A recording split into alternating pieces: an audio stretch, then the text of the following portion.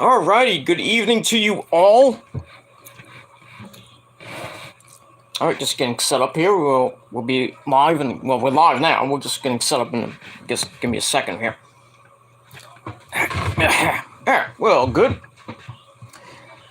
Alrighty, ladies and gentlemen, good evening to you all. We are live. Yes, we are live right here on the Peter fucking Gilmore channel, youtube.com/Peter Gilmore. Thank you all for watching on this Thursday evening, St. Patrick's Day, March the 17th, 2022. Happy Day to all you Irish people out there. And if you're part Irish, well, I'll give you a half of a happy St. Patrick's Day, whatever. But if you're half Irish or full Irish, well, happy St. Patrick's Day to you all. I hope you had a great day. You didn't eat a lot of corned beef and cabbage, or had a lot of Guinness, or anything else. Anything else Irish people eat today. But it is what it is. But welcome once again to the channel. I'm Peter Gilmore on the Peter fucking Gilmore channel. YouTube.com/Peter Gilmore. Thank you all for watching. Make sure you like the video. Hit the subscribe button down below on this very channel and all my other channels, which are in my pants, down in the description box, as always. And don't forget to follow me on social media, Facebook, Twitter, and Instagram. Tap the bell, hit that notification bar, and all the other good shit. That's pretty much all I gotta say about that. So, like the video, subscribe, follow me on social media, share the video, and hit the bell to get notified. And if you're not getting notified, well, either you can search my channels, or ask your friends, or unsubscribe and resubscribe again, hit the bell again, and hopefully YouTube will send it out to you, and not 7 years later. But it is what it is, People get my videos from, my old videos I used to have, I have on my various channels. I've been getting them from 5 years ago. I'm like, what the hell? You're just getting it now? That's what happens when this algorithm, this fucking notification system is broken. Like most of YouTube. Broken! Like Matt Hardy, But it is what it is, and that's pretty much all I gotta say about that. All right, ladies and gentlemen, like I said, on this St. Patrick's Day, I hope you had a great day. It was pretty, not too warm here in the Northeast. It kind of rained today, and it's going to rain. It's supposed to be raining right now. It's 50 degrees. So, had a nice day, nice St. Patrick's Day. I personally don't observe it. I mean, I am half Irish, I'm full-blooded Italian, but, just on my mom's side's Irish, but, so really, nobody in my family really celebrates besides my mom and, my sister and everything, but, me and my dad, we don't celebrate that shit. But, it is what it is. I'm full-blooded Italian, so the only, I celebrate Italian holidays like Columbus Day, you know what I mean? And then when the San Gennaro Fest comes in September, that's the big day for us Italians. We go to the San Gennaro Fest in downtown Manhattan, in Little Italy. We eat a lot of calamari, a little Italian sausage, and chiffonade, and all that shit. Chicken parm, and all that good shit. But anyway, to all my Irish people out there, I know a lot of people from Ireland watch my show. Big ups to my good buddy Jason Roy, the Shield of Ballycastle. It's his day. Jerry, big ups to General Jerry. They're both Irish, so happy St. Patrick's Day to those guys, and anybody else that is Irish that is friends with me on social media or here on YouTube. Happy St. Patrick's Day, and well, hopefully you didn't eat too much and didn't drink too much, but it is what it is. Go listen to some Dropkick Murphys. That's the only Irish band I know, but it is what it is. But good band, by the way. Just gotta say that. All right, on this beautiful Thursday evening, like I said, March the 17th, 2022. Yeah, so we're gonna get to your late and out of date. We're gonna do a duel review. So I want to pack everything in because I want to actually, do something this weekend. I don't have to do like 15 videos. So I'm gonna combine your NXT and AEW St. Patrick's Day Smash reviews all into one. So hope you all like it, and chat room's open if you want to talk about NXT or what happened last night on AEW or anything else in the wild world of wrestling. Baseball is going to be starting tomorrow. Spring training games tomorrow, and well, really Saturday. But for some teams it's like the Mets tomorrow. But yeah, the Mets play tomorrow in Florida. They play Houston, and then they got their home opener at First Data Field in Port St. Lucie on Sunday. I think that game is on SNY. I think.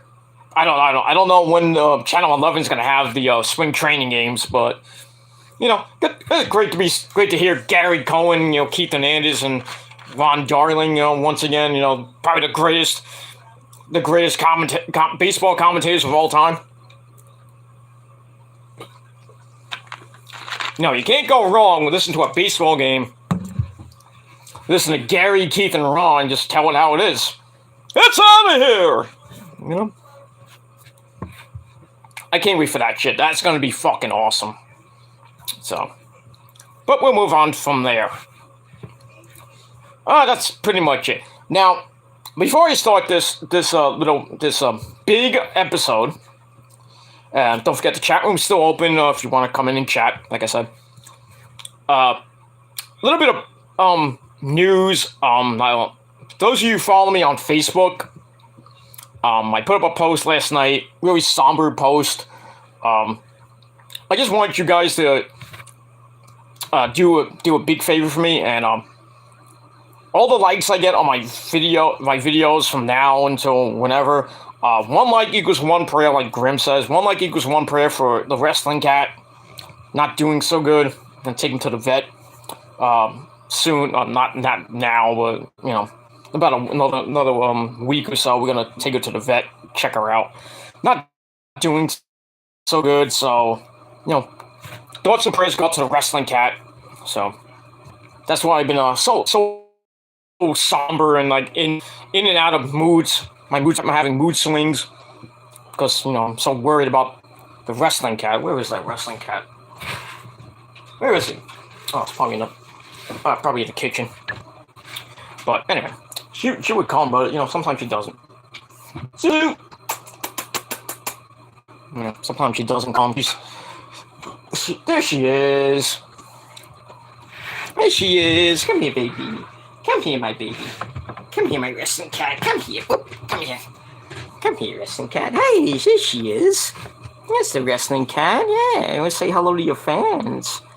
Say hello to your fans, yes. Hello, fans. I'm not feeling so good today, but I want you to play with me. Play for me, please. 1 like equals 1 player for the wrestling cat. And subscribe to Peter Gilmore, because if you don't, I will scratch your eyes out and eat your balls. Now, I must go and have my sleep. Goodbye. I love you all. Yes, baby. Yes. Yes, this wrestling cat. He's the wrestling cat. Yeah. The wrestling cat. The wrestling kitty. Oh, the wrestling kitty. I love this cat. That's my favorite. All the cats I ever had, this is my favorite. I love you. I love you. Give me a kiss. Give me daddy a kiss. Give me daddy a kiss. Daddy a kiss. Yes. Yeah. Okay. Get down. All right. Get down. Go play. Go lay down. Go ahead. I'll feed you in a little bit. All right. So we got that. All right. So yeah. So So there's the wrestling cat. A little bit better today. But still, she's not doing so good. So hopefully, it's nothing serious when we go to the vet. But just ow, hurt myself. Thoughts and prayers go out to the wrestling cat. That's all I gotta say about that. All right, so I was all moody about the cat, so I was gonna take some time off because the cat, so I'm so worried about the cat, but yeah, when eventually, when it goes, I'm gonna be sad. I'm gonna be really sad. So, I may take off a few days. I don't know. We'll see what happens. But thinking positive thoughts. You can't stand positive thoughts for the wrestling cat. And yeah, that's pretty much all I gotta say about that. All right, let's get into it. Ladies and gentlemen, it is time right now. So get your drink, get your beverage of choice. And, well, today we brought it back today. The drink of champions, ladies and gentlemen. Pepsi. Because when you drink Pepsi, you make the girls go, oh, shit. It's true. Don't drink Coke, you go, oh, shit. That's it, man. You drink Pepsi, you have a good time. But that's it. All right, so grab your drink, grab your snack. We got popcorn, you got whatever. Or you're eating your dinner and watching me. I know, J-Man and Brandon Martin are gonna be coming up in about a half hour with the Rant and Rave podcast. So I'm gonna try to get this done probably around the time they're gonna be going live. So. But check out Brandon Martin on the Brandon Martin channel, the Rant and Rave podcast with J-Man, Brandon Martin, Eric Lima, and whole cast of others on the Rant and Rave podcast tonight at 8 o'clock here on YouTube. Cheap plug. They don't plug my show, but I'll plug their show anyway. And plug their channels. Alright, so we got that. So that's the plugs for the day. Alright, like I said, the chat room's open. We got one viewer. I don't know who it is, but probably a troll, but, who cares? Who cares? But I know Lauren's going to be coming in soon. I think she's doing the dishes right now. And I'm probably hanging out with Tony because Tony's live now. Tony from Revere. Big ups to him. Nick is probably somewhere around. And the good Prince is somewhere. Prince Manuel, Prince Idol, Well, the crew is, they're busy. So, if I have to run it solo, I run it solo. But it is what it is. Anyway, all right. Now, completely repeat myself 100 times. It is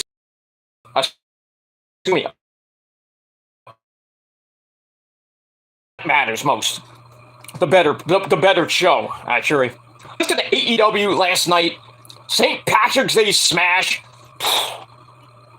Man, I mean, ever since freaking Revolution was just an amazing pay-per-view. I don't know how they're going to top that with Double or Nothing at the end of May. I don't know how they're going to do that, but I mean, the last couple of Dynamites have been pretty hot, if you will. Well, last week was kind of, but this week, last night's show was freaking epic. Probably the best Dynamite of the year so far. I don't know the ratings yet, but I mean, they did 945 last week. And what happened last night, with the Hardy Boys on there, or the Hardys, sorry, and the women's cage match to end the show. I mean, a very good, almost perfect trios match to open the night. I mean, if they don't do over 1 million, there's something wrong with you people. I know the NCAA tournament has started today, Already got a bracket buster. Iowa lost today. You had Iowa going to the next round. Oh, yeah, I did. So, I didn't play this year, but if I did, I would have had Iowa going to the next round. Yeah, North Carolina won today. That's good. At least the Tar Heels won. That's fine by me.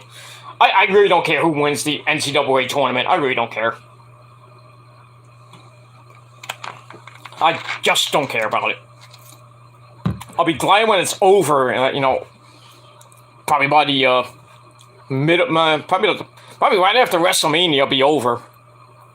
I think probably around probably about the week after WrestleMania. So we got that. All right, so St. Patrick's Day Smash was, like I said, epic fucking show. Let's get into it. Let's not waste any more time. Just got things to do, people to do, and other things to do, if you know what I mean. All right, so AEW Dynamite last night emanated from the Freeman Coliseum, a pretty well-known arena in San Antonio, Texas. So, got that. And already we got a nut job. No, I can't get it. As always, I can't. I can't do anything with this damn thing. So, do.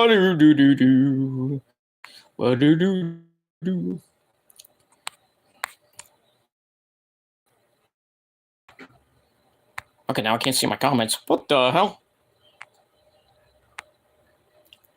Alright, well, you go. Bye-bye. Now I fixed it. I don't know what was. Put these notes on a shirt. What's on top? Moron. Anyway. Alright, so we're from Freeman Coliseum in San Antonio, Texas. The home of the Heartbreak Kid, Shawn Michaels. I fucked a goat, I didn't need Janetti. So, good buddy Chase was there last night. Charlie was there, Hangman Charlie was there. They didn't meet up or anything like that. So, you thought they were going to meet up and beat each other up? No, didn't happen. It is what it is. But yeah, both of them were there. And they saw an epic show from the Freeman Coliseum. So, as always, our commentary team this week, as always, the man behind the mask, Excalibur, the legend, wait for it,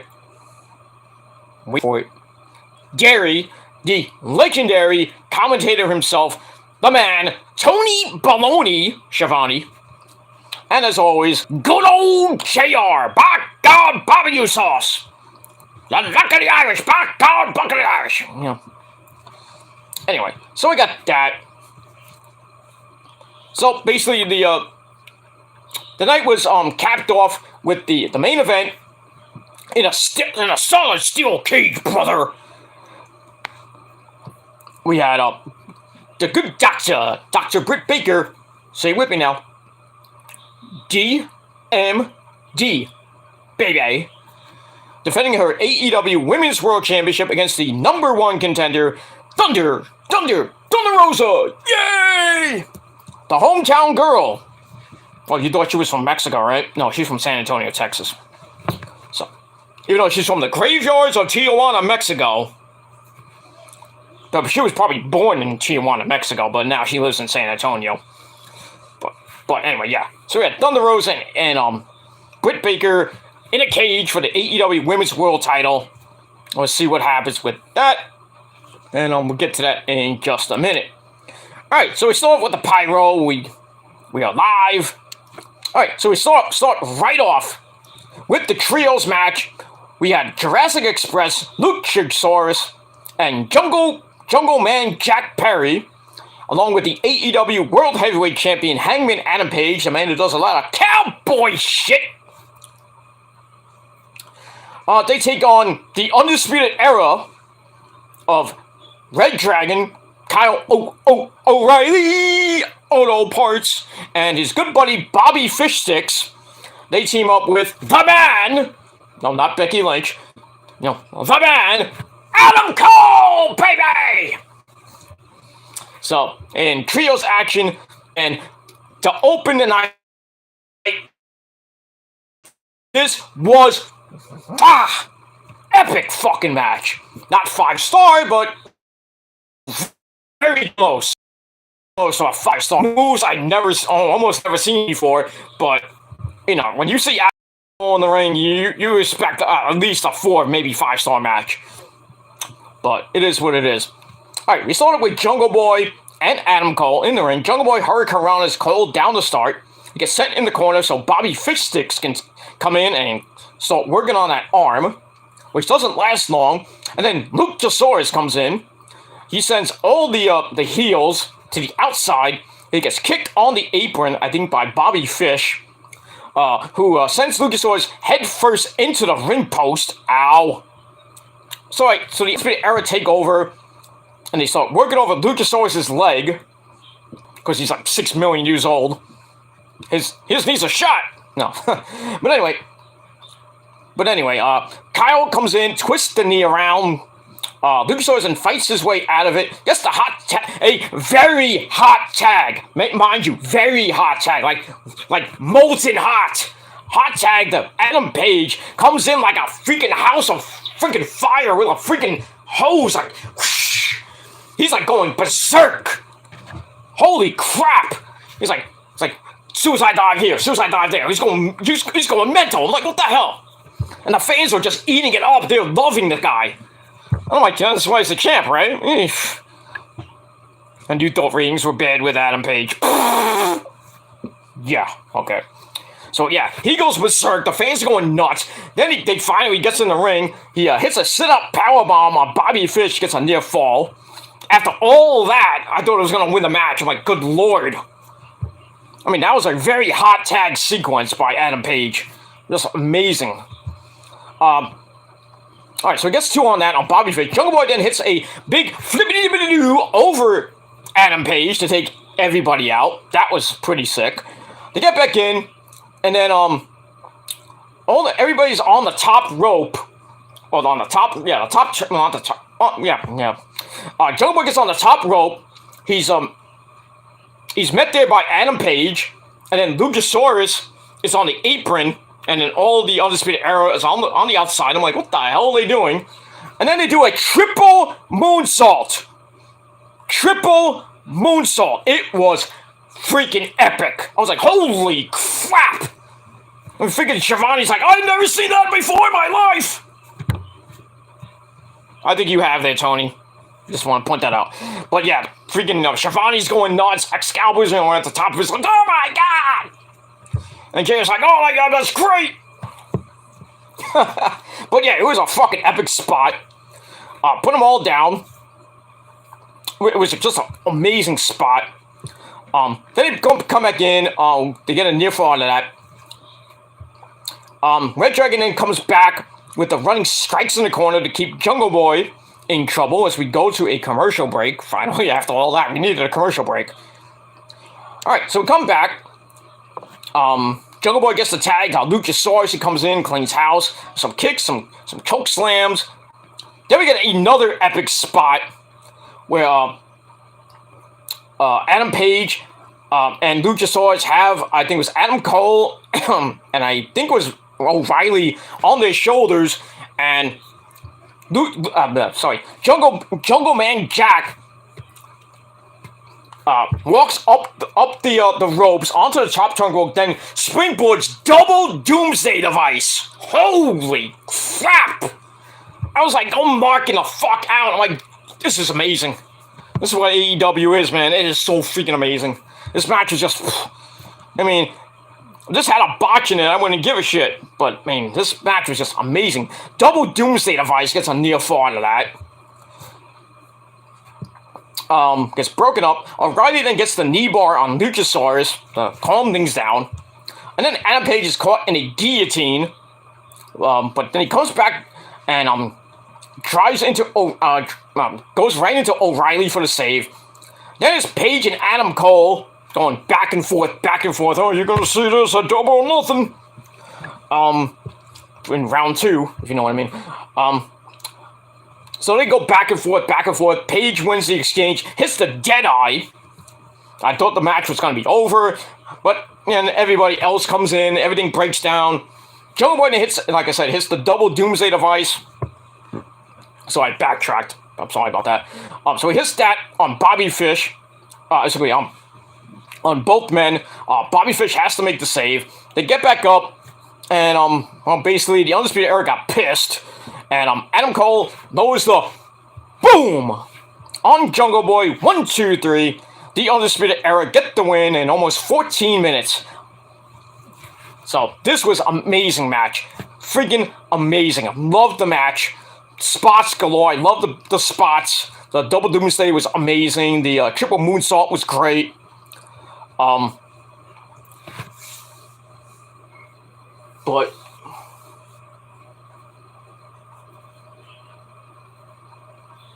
in any event, that's pretty much all I gotta say about that.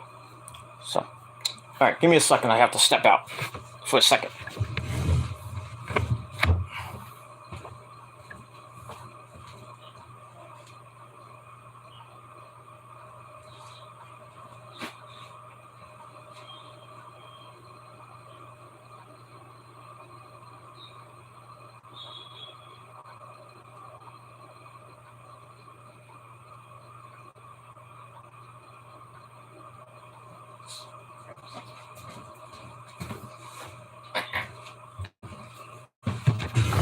All right, we're back.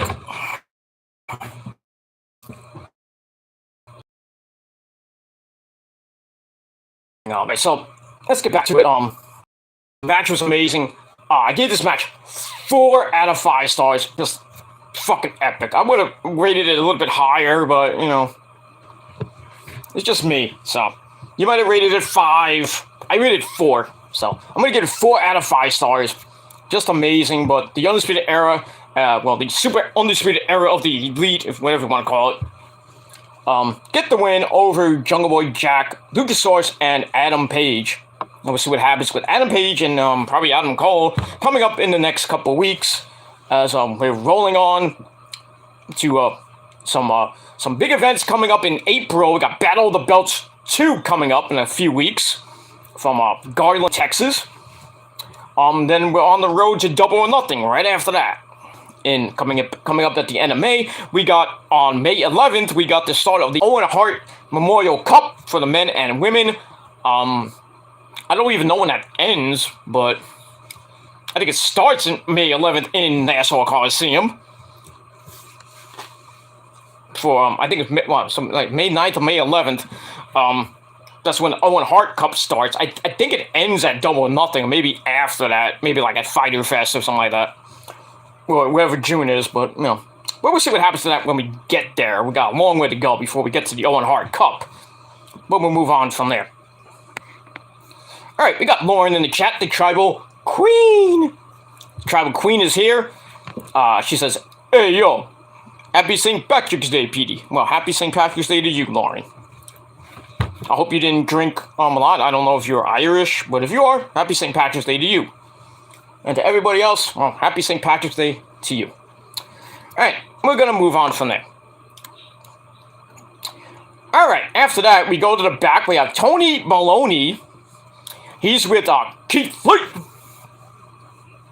The big man, Limitless Keith Lee. And Ricky Starks, the FTW champion, and Powerhouse Will Hobbs. So all together. And he tells them, he's like, "We need some decorum here, people. We're not going to fight like last week." You know. So basically, they start mocking Keith Lee, tell him that he's going to get another beating if he shows up on Rampage this Friday night, which you know he is. Because he's facing, who's he facing? He's facing Max Caster of the Acclaimed. That should be fun. So anyway, so they threaten him, say, "If you show up, we're going to do the same thing that we did last week on Rampage." So Keith Lee says, "Well, I'm going to punch you out, Ricky Starks. I'm going to do it again like I did last week." And then he just kind of stares at Powerhouse Will Hobbs. And he says, "Well, I'll see you on Friday." So this little situation between Team Taz and Keith Lee continues on. I think we're going to see a Keith Lee Will Hobbs match. It's probably going to be epic. Two big powerhouse brutes going at it, probably on Rampage. But I think eventually Keith Lee's going to go after Ricky Starks in the FTW title. Not that he really needs that crappy piece of tin, but, you know. Really should have won the Face of the Revolution ladder match and go after the TNT title instead of a fucking worthless belt like the FTW title, like he needs that. And you know he probably won't defend it. But like Brian Cage all over again. I was like, "Hey, you won the belt. You want to defend it once." I mean, really? At least Ricky Starks defended it, I think, maybe twice. Okay, Lethal, and then, who do you face? Who he defended it against last? I forget who it was. There was Darby, I forget who it was, but yeah, he retained that. So defended it twice, but he still has that goddamn belt that really is worthless. So I don't know why AEW even acknowledges it. No, because Taz is there, that's why. Alright, so we'll see what happens with that on Friday night on Rampage at a special start time, once again, of 11:30 at night, right after the NCAA tournament. So, you better hope that ends early, but, you know, depends on the games and everything. And all that other shit. Then we move on from there. Excuse me for a second. And we'll move on. Alright, match number 2, we go to tag team action. Well, go from 6-man tag team action to regular tag team action. We got Chucky T, Chuck Taylor, and Wheeler Yuta of the Best Friends. Give me a hug. They come out with Trent, you know, Norton's friend, good friend Trent, and Mr. Danhausen. Curse you. And Orange Cassidy injury, he'll be back in about a couple of weeks. Alright, so they, Chuck Taylor and Wheeler Yuta take on the violent team of Bryan Danielson. Yes! And our good buddy, Mr. Wild Thing himself, Jon Moxley! With William Regal, Mr. Regal, on commentary.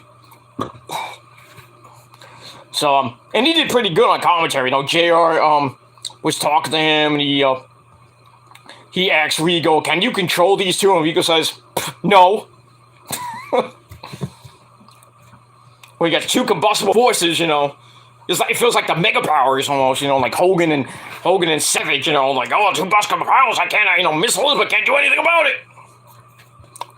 Yeah, she did. She broke them up. That's what happened. Remember back at WrestleMania 5. But I digress. Anyway, so Regal then asked, who the hell is Danhausen? And Tony Baloney has to, you know, tell him that, oh, he's just a good guy, you know, he's not going to do anything, you know. He's just a normal guy. His name's Chris. No, I don't know his name. But anyway, start match. Moxley and Danielson jump both of them to start. Wheeler Yuta gets most of the damage. He gets kneed in the ribs. Moxley then adds a suplex for a knee fall. Then we get some choking in the corner. So they isolate Yuta from a little bit. Danielson comes back in the stomp on the arm. And then Regal starts talking about selling jam. You passed the Paloma Altered. Would you please pass the jelly? So we get that. Anyway, Wheeler Yuta then finally manages to get the hot tag to Chucky T. He cleans house, including a single leg crab on Bryan Danielson. But then Moxley comes back in. We get a kick to face, which gets Danielson out of trouble. Then Danielson comes back in, grabs an Indian Deathlock circa 1935 on Chucky T. Then a superplex, gets a near fall out of that. As we go to break, we come back. Wheeler Yuta hits a drop kick and a running forearm on Moxley, who then runs over him with a clothesline. Then they hit the good old Hart Foundation heart attack, circa 1986. That gets a near fall on Wheeler Yuta, but you know, give Wheeler Yuta some credit here. I mean, he fought his ass off in this match. He came back, but he only gets suplexed down by Danielson, and then by Moxley. Then Moxley locks in the Bulldog choke, and Wheeler Yuta had to tap out. Almost at 12 minutes. Match itself was okay, you know, coming off a very hot start of the night with that epic 6-man tag team match. Get a little bit of a cool down. Get the fans, you know, cool down here. So the match was alright. I gave it 3 out of 5 stars. And that's it. After the match, it gets a little bit interesting. Mr. Regal goes to the ring. And then, the Best Friends and Wheeler Yuta, they all leave, and then Yuta looks back at the ring, then he goes in the ring, and he starts to, like, gets right in Regal's face, and he wants to shake hands with Regal, and Regal's like, "Oh, Sunshine, I ain't going to shake your hand, Sunshine." Smacks him right in the face. Regal's like, "What?" Gets right up in Regal's face. Regal's like, "Well, you don't want to do that, Sunshine." And then Danielson and Mox are like, "Oh, yeah, come on. I dare you to hit him. I dare you to hit him. Hit a 53-year-old man. Come on, hit him."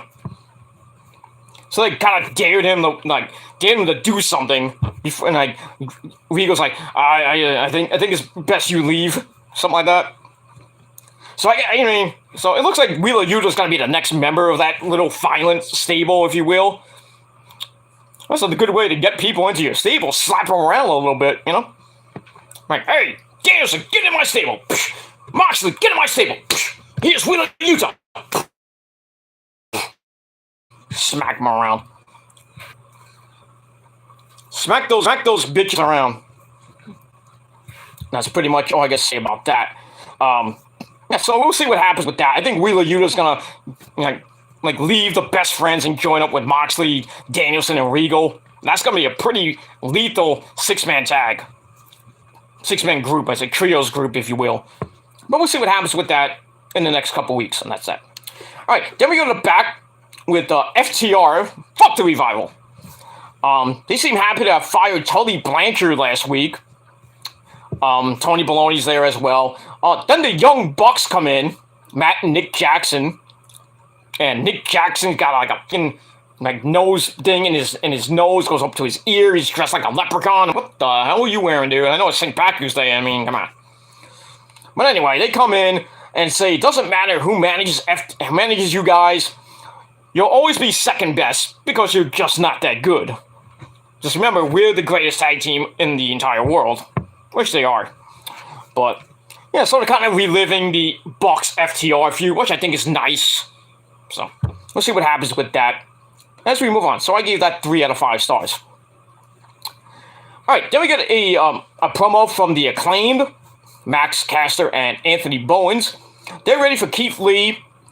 But then Will Hobbs and Palace Will Hobbs and Ricky Starks cut them off. They give him a pep talk. It's like, "Hey, I want you to kick Keith Lee's ass." Blah, blah, blah, blah, blah, blah, blah. Then our good friend and Prince Manuel's cousin, Shane Swerve Strickland, comes in. Whose house? Swerve's house. Whose house? Swerve's house. So Shane Strickland comes in and says he's going to steal Ricky Starks' spotlight, which he did. Then he leaves and he says some other words to them, and then he leaves like and then Max Caster was like, "Hey, what's a rapper? Was that supposed to be a rapper?" Well, he does have a music career, so maybe Max Caster was kind of like teasing it. "Hey, wasn't he in Hit Row?" I like to see a freestyle. Rap off, if you will. Freestyle rap with Max Caster and Swerve. I would love to see that. We'll see what happens with that. If it does happen, I think Swerve would kick his ass. But it is what it is. Alright, so we'll see what happens with that situation. Maybe get maybe get a tag team match out of that, maybe later. Not on Friday, of course, but I don't know. Maybe get Keith Lee and Swerve against Will Hobbs and Ricky Stark in a tag team match. We'll see what happens with that. Then we move on from there. Alright, so I gave that 3 out of 5 stars. Alright, after that, we go to the ring. We hear the great music of Judas by Fozzy, a good friend Chris Jericho, the champion, the demo guy, the influencer, whatever you want to call him. He comes out with the Jericho Appreciation Society. Jake Hager, Mr. Weedman himself, Jake Hager, and 2.0, Parker and Lee, and Daniel Garcia. So they all come out. Fans are still singing Judas. The guy's like, he's still getting over with that song. So anyway, Matt Lee asked the fans, he's like, "You still like me singing that song? Because we're sick of it." It's like, we're sick of this song, and if it was up to us, we would change the theme. And you know it's gonna be changed pretty soon. That's what I'm hearing. We're not gonna be singing Judas anymore. Sucks. But anyway, so Matt Lee says Jericho is a better man than him. Okay. That's why Jericho deserves to be praised for his contributions as a human being. Which is the champion. What do you want him to do? All right, then Jericho gets on the mic, says the Earth has been around for 4.5 billion years. Huh, okay, science lesson. And you're lucky enough to be around during this era. Then we hear some things that he's done, including some angles and some promos that he's done over the years. How he helped build companies, he did with WWE, WCW, and now with AEW. But instead of praising him, people have said very hurtful things to him on social media. Very hurtful things. He said Eddie Kingston was mean to him by making him tap out at Revolution. But Eddie's not going to come out here and say anything. So selling the beat down last week. Almost going to get basically almost dying last week. Getting put through that table and he almost missed the table itself. It is what it is. All right, so Jericho says, I'm not a wrestler. I'm a sports entertainer. Okay. All right, then Daniel Garcia gets on the mic, says, hey, I'm a sports entertainer too. So Jericho talks about a car crash on January the 6th, 2019. That was 3 years ago, when a bunch of wrestlers were in a car crash. So he donated thousands of dollars to help them. I think it was like $30,000 or something like that. One of those men was Daniel Garcia, of all people, who is starting to get better in the wrestling ring. He's the PWG Bola champion. He's going to face Bandito pretty soon. Hopefully win that belt. We'll see. All right, so we get that. So as far as 2.0 goes, he says that's a bad name from Bad Creative. Remember that promo? It's like, creative is bad at being creative, Bad idea from Bad Creative, something like that. So he says that. So yeah, so he says that they're going to use their real names, Angelo Parker and Matt Morand. So I guess those are their real names, I guess. Matt Morand and Angelo Parker. So his former best friend Kevin asked Jericho to put them on Talk is Jericho. I don't know, Kevin Nash? I don't know. But anyway, Kevin asked Jericho to put them on Talk is Jericho so they could hopefully get a job. Jericho says he saw the passion in them and helped them get to AEW. Then he brings up Jake Hager, who he says is his ride or die man. Hager says, we beat up pro wrestlers. And Jericho says this is the start of the era of the sports entertainer. And that's basically it. And it says, hey, you see this? This is entertainment. So, I guess it's like a diss to WWE. I don't know, but it's interesting, but we'll see what happens with that. So I gave all that 3.25 out of 5 stars. And that's pretty much it. All right, Lauren says, okay. Lauren says, when it comes back to New York, we all need to go. Well, I'm not going to the Nassau Coliseum. I have no way to get there. You want to pick me up? Pick me and the missus up? Yeah, get us tickets. We'll go. We'll go. Me, you, the missus, and Nick. All go to the Nassau Mausoleum on May the 11th. Or May the 9th, I think it is. May the 9th or the 11th, I think it is. I think Rampage is on the 11th. Something like that.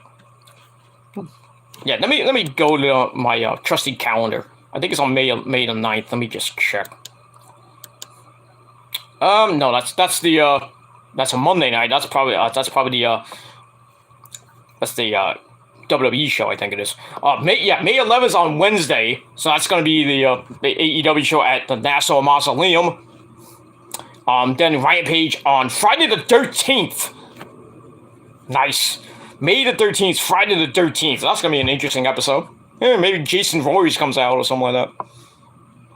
Maybe Mama Voorhees comes out. Kill them, Jason. Kill them all. Yeah.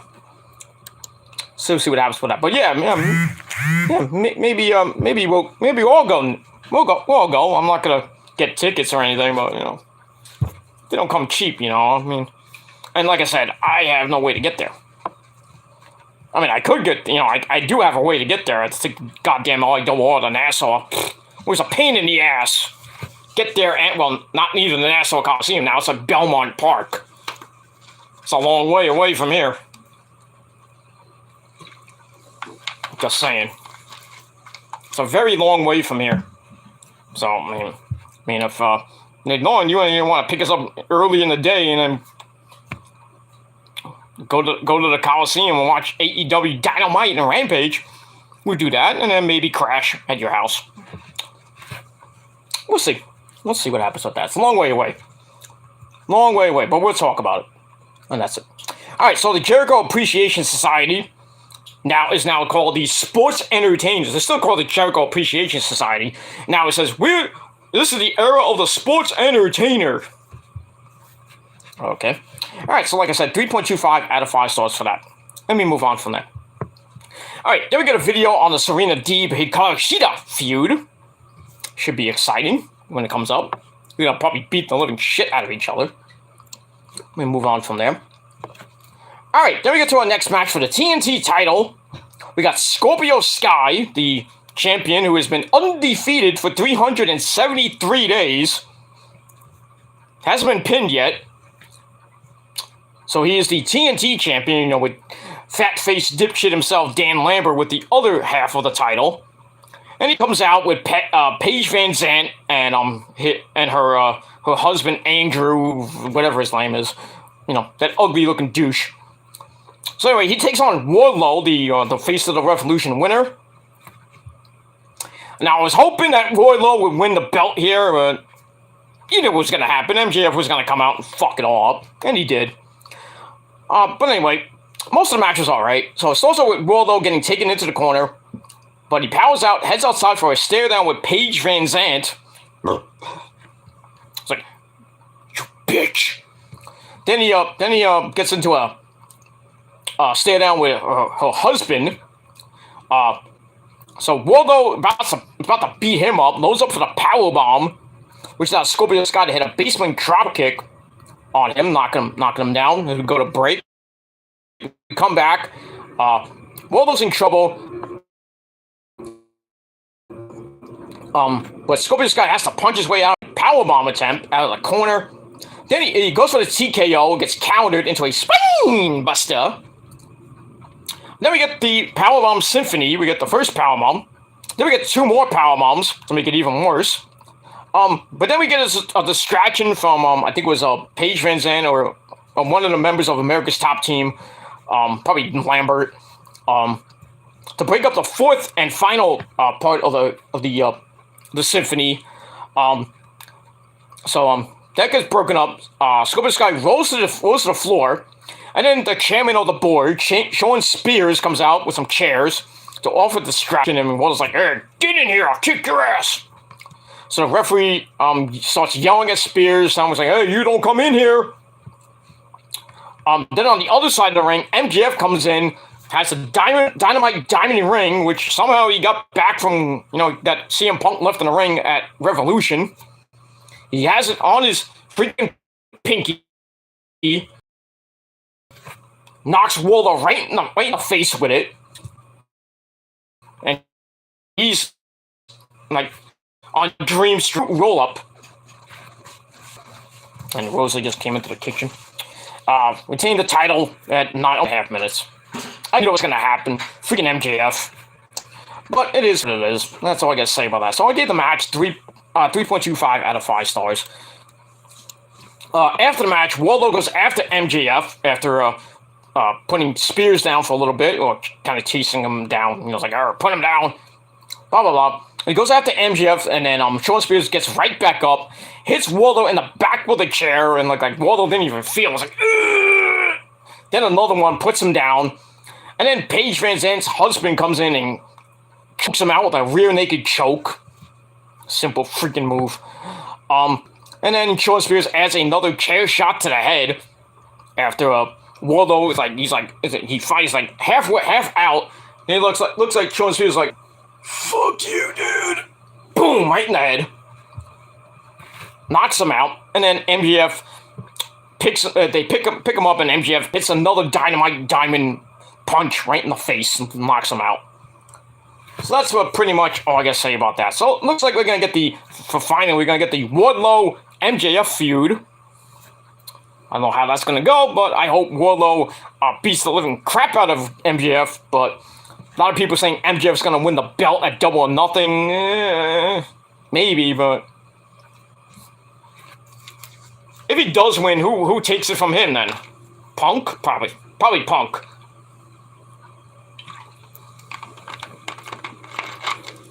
I think it's gonna go like MJF loses to Punk loses it to probably Adam Cole, or maybe Danielson then loses it to I don't know who, and then maybe Adam Cole gets it by the end of the year. I guess we'll have to see what happens between now and then, but that's all I gotta say about that. Alright, so after that, we go to the back where we have Alex Marvez.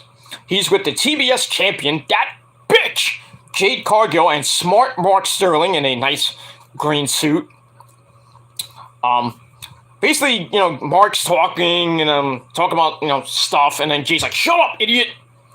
And basically she wants someone to step up to be her 30th victim. I thought it was 31st, but 30th victim. Who's that going to be? I don't know.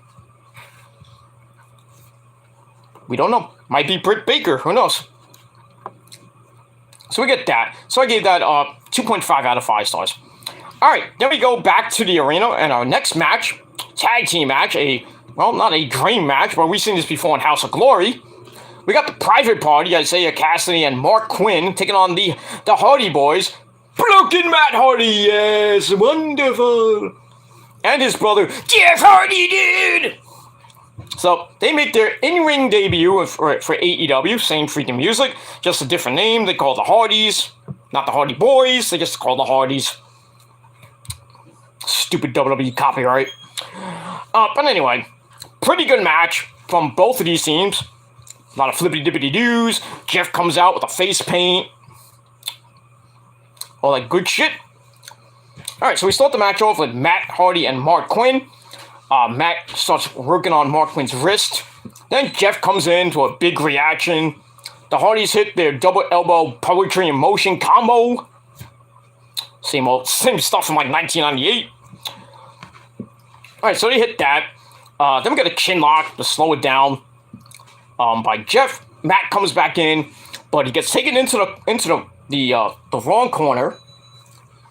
Then a double elbow takes Matt down, and a leg drop standing shooting star press combo, kind of mocking the Hardys, gets a near fall. Matt then gets set outside for sent to the outside as we go to break. We come back. Isaiah Cassidy hits a running flippity-dippity-doo to the floor on Matt, followed by an assisted boot to face for a near fall. Then Isaiah Cassidy starts mocking Jeff with his own dance. I saw him do this.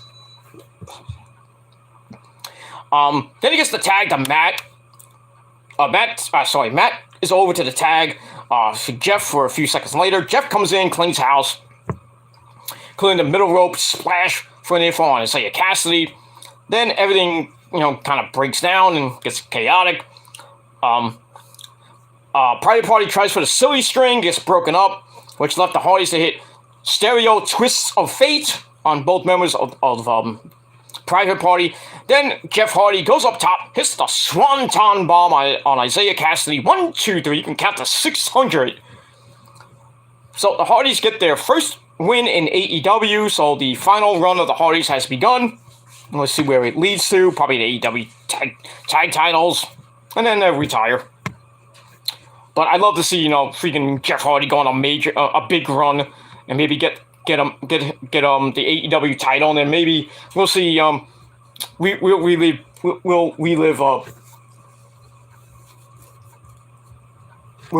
Punk and Jeff Hardy from like 2008, 2009-ish. So I'd like to see that, but we'll see. So we'll move on from there. All right, so the Hardy Boys get the win.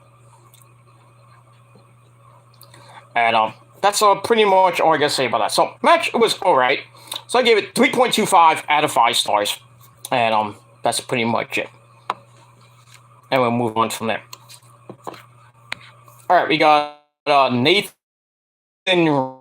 Retta. Don't know who you are, but he says, cool. Yeah. Cool. Cool beans. Thank you for leaving a comment. What it is, what it is. Alright, so we got that. So 3.25 out of 5 stars for the match. Afterwards, Andrade and the AFO come out. You know, we had the Butcher and the Blade come out with Ali the Bunny and Jose Jalapeno on a stick. No, he didn't come out. So Jose comes out. They all circle the ring. And then Darby and Sting come out to make the save. And that's basically it. So maybe an 8-man tag next week on the program. With a Private Party and a Butcher and a Blade taking on the Hardys and Darby and Sting. We'll see what happens with that. And we'll move on from there. But great ovation from the crowd for the Hardys. The crowd was on fire last night. We just love it. That's all I gotta say about that. We'll move on. All right. After that, we go backstage with Tony Baloney and his guest Red Velvet from Your Mama's Kitchen in somewhere in Florida, Jacksonville, Florida, baking those cookies from your mama's kitchen. Anyway, so we get Red Velvet, basically talking about her little beef with legit Layla Hirsch on Rampage last week. So probably leading to a match coming up. I think they're gonna have a match. Oh, yeah, it's supposed to have a match on Rampage. I think Friday. So we'll see what happens with that, and we'll move on from there. Let's see here. Oh, that's it. Okay. All right. Then we go to your main event of the evening for the AEW Women's World Title inside a steel cage, brother. So we have the good Dr. Britt Baker, say it with me now. DMG, baby. Taking on the hometown girl from San Antonio, Texas, Thunder Rosa. Not that Rosa, of course, but Thunder Rosa. Thunder Rosa comes out with a mariachi band.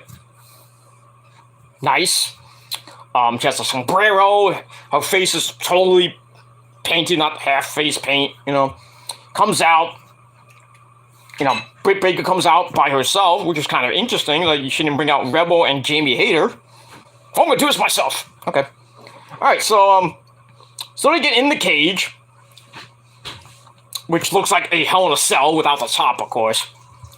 Like a 20-foot cell. Oh my good lord. Alright, so we start off with Britt Baker and Scott Hall. Hey, Lisa Ramon, Chico.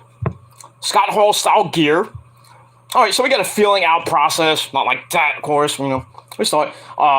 Then we get a kick to face by Thunder Rosa on that clothesline. Then she rakes Baker's face right into the cage. Britt Baker's busted open right away. So we got blood, motherfuckers. Alright, so then we get some pretty right hands in the corner. Have Baker busted wide open, like I said. They go to the outside. Thunder Rosa tried a suplex on the floor, but she got sent into the cage. As we go to break, we come back. Britt misses a chair shot. So Thunder Rosa sends her into the corner for a running drop kick. Then we get the good old-fashioned ref bump in the cage. Huh, never see that once in a while. So Paul Turner gets knocked down. Then Thunder Rosa hits the Fire Thunder Driver for basically a 25 count. There's no ref. And then Aubrey Edwards, who was outside the cage with the key, of course. You got to win by pinfall, I think. I don't think you can escape the cage, but I think it's just pinfall or submission in the cage. Anyway, so she comes in, and she makes a, so then Britt Baker comes back with makes a pile of chairs, like, no, not stacked, of course, sets a whole bunch of chairs on the mat, takes Thunder Rosa up top, hits a super air raid crash on the chair. Ow! That had to hurt. Puts Thunder Rosa down, and then Aubrey Edwards comes in, and we get a delayed 2 count. Like, Britt Baker's almost about to retain. Look at that. Um, so Britt's like, well, I've got all these chairs. Let's stack them up.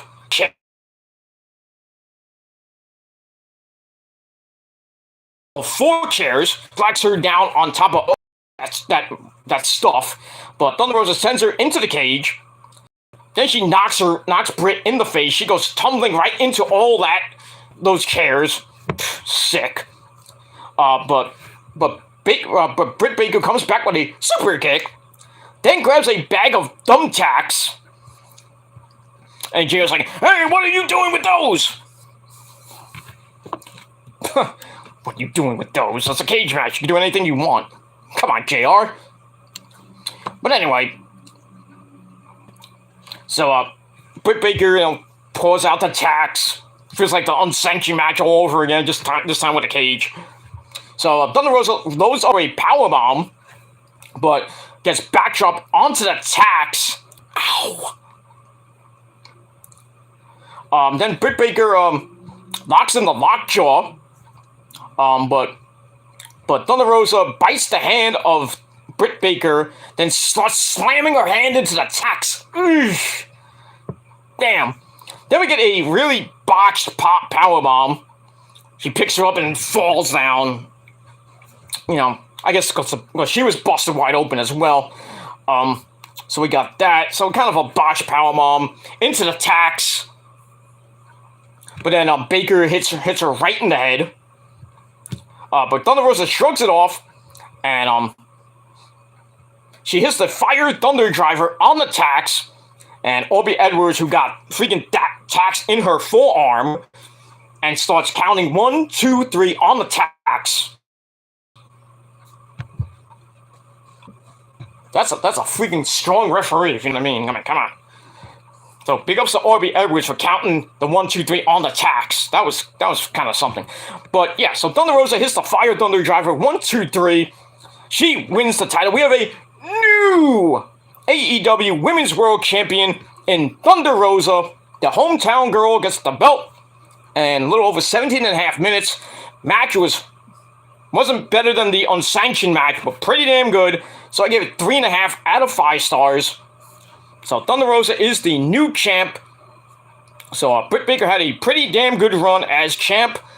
But, I kind of figured that it was going to be Thunder Rosa in her hometown. But I was thinking maybe it'd be Jade Cargill to take the title off of Britt. But, all right, now Thunder Rosa has the belt. Probably get a rematch somewhere down the line. But it's going to be a load of people going after Thunder Rosa and that belt. But we'll see what happens with that.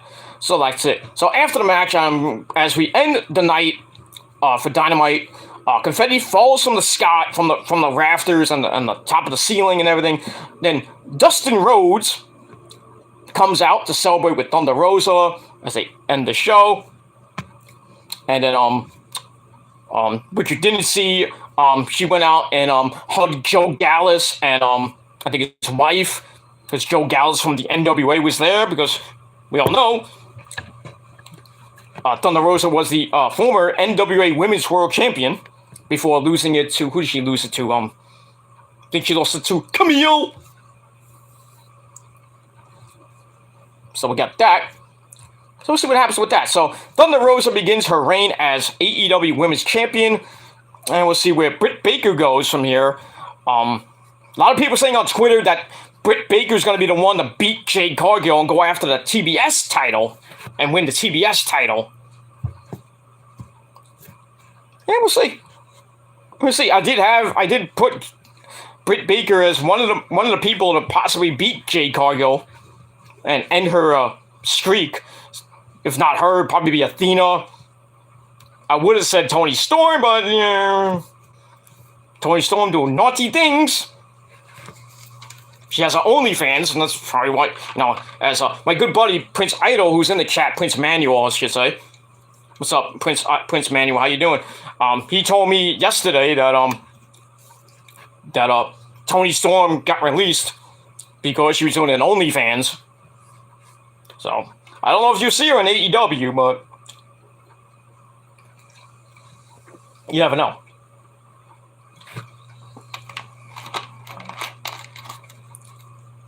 So if it's not Britt Baker, it's probably gonna be Toni Storm, Athena, or Ember Moon, or I don't know. Probably somebody, maybe somebody from Dark or Elevation or something like that. I don't know. But I'm putting my money on Britt Baker to beat Jade Cargill for the TBS title. We'll see what happens with that. So all in all, that's the end of St. Patrick's Day Smash. That's the end of Dynamite. Great episode of Dynamite. And I gave it, it's just going to be maybe a little bit, biased. But okay, it's my show. So I gave St. Patrick's Day Smash 9, get ready for this, 9 out of 10 stars. It was just a great show. Not a perfect show, almost perfect show. From top to bottom, which is pretty damn good. Matches were great. Segments were okay-ish. The Jericho Appreciation Society segment was alright. Nothing great, but the opener was great. The trios match was just fantastic. The cage match was pretty good. And that's it. So pretty much a almost perfect night for Dynamite. And I'll get the rating probably later, and I'll probably talk about it tomorrow, sometime tomorrow, if I'm doing anything tomorrow. Maybe I'll go live before SmackDown tomorrow, but we'll see what happens with all that. Let me get that. All right, so once again, 9 out of 10 stars for St. Patrick's Day Smash, and we'll see what happens next week on the program. And that's it. All right, now we get to part 2 of the video. We go to your NXT review from this past Tuesday night. As always, we are emanating from Nickelodeon Studios at the Capitol Wrestling Center in Orlando, Florida. And as always, our commentary team of Vic Joseph and Bad News Wade Barrett. I'm afraid I got some bad news for you. And it is what it is. All right, so we're coming off of Dolph Ziggler winning the NXT title last week. So we open up with that. All right, then we have The Miz coming out for his NXT debut with Miz TV. Gets a big reaction from the crowd. So he hypes up his WrestleMania match with the Mysterios and Logan Paul. Who cares about that? So with that out of the way, he brings out Dolph Ziggler, the champ, and his good buddy Bobby Roode as his guest this week. So Ziggy gets in the ring. He's pretty happy to be the champ. Then we see a clip of Braun Breaker. Braun Breaker basically coming into the building, but then it's like, oh, you can't come into the building. And he's like, what? So he gets back in his car and drives off somewhere. And then that's it. It was from earlier in the day, so he's coming back. So we get that. So we see that. Then we go back to Roode and Ziggler. They brag about how much money they have. Probably more than me, but no. It is what it is. So they brag about how much money they have. And then Eli Drake. So Eli comes out to interrupt. So he says, well, if Braun Breaker didn't come in to challenge you for the belt tonight, I'm going to be the one to challenge you. So Ziggy kind of laughs it off. He says, I only face superstars. But thanks for coming. Okay. So Eli says, well, I'm a megastar. And Ziggy says, I only fight in the main event. Then The Miz, who thinks he's the GM, is like, hey, there's our main event for tonight. Eli Drake versus Dolph Ziggler for the NXT title. I'm thinking like Ziggy's gonna look at Miz like, dude, I thought we were friends. All right, so that's your main event for the night. Dolph Ziggler defending the belt against Eli Drake for the very first time. We'll see what happens with that.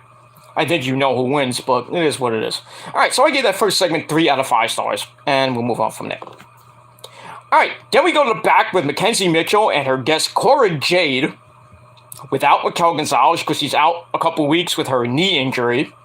They just said she was going to be out 4 to 6 weeks. Yeah, they said 4 to 6 weeks. But basically, Cora says she doesn't like Toxic Attraction because they put Raquel Gonzalez out of action, like I said, for 4 to 6 weeks. And then we see that she has all 3 title belts. that Toxic Attraction has, the NXT Women's title that Mandy has, and the women's tag team belts which Gigi Dolan and JC Jane have. They're on like a pole or something like that.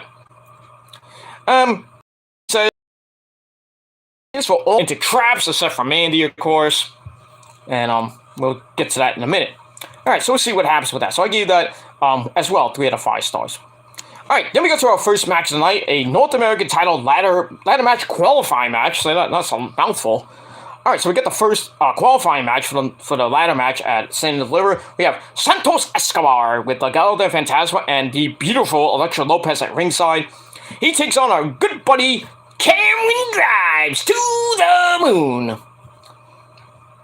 So we get that. Carmelo Hayes, the North American champion, and his good buddy Trick Williams are on commentary. So we get that. All right, so we get a little bit of a feeling out process to start. Cam jumps over Escobar's leg sweep, tells him to do something to his grits. I don't want to know. Anyway, Cameron grabs a wrist lock, which doesn't really go anywhere. Santos takes him down against the ropes, starts stomping away as Wade Barrett says he is about it. Okay. Well, about it, bad news, Wade Barrett. Yeah. A British guy saying about it to, weird. Anyway, alright, so Cameron gets sent to the outside, and then the Legado del Fantasma causes a distraction, which lets Santos Escobar to take out the legs. As we go to break, we come back. Escobar is still beating the crap out of Cameron. But gets kicked away, gets sent to the apron. Cameron gets kicked in the head, which allows Santos to go up top, hits a top rope axe handle to the head. Hey, something you never see it every day. Top rope axe handle like the Macho Man. Remember when he hit that off the top rope with the axe handle? Which sets up the body slam into the Macho Man elbow.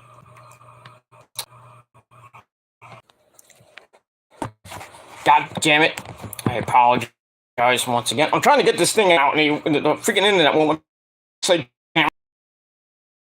They go to the floor. Grimes hits a big flippy dibbity doo on Santos. They go back in. Cameron hits a high cross, goes for a high crossbody, gets countered into a good buster for a near fall. But Cameron gets right back up, hits a super kick. Then he loads up for the cave-in.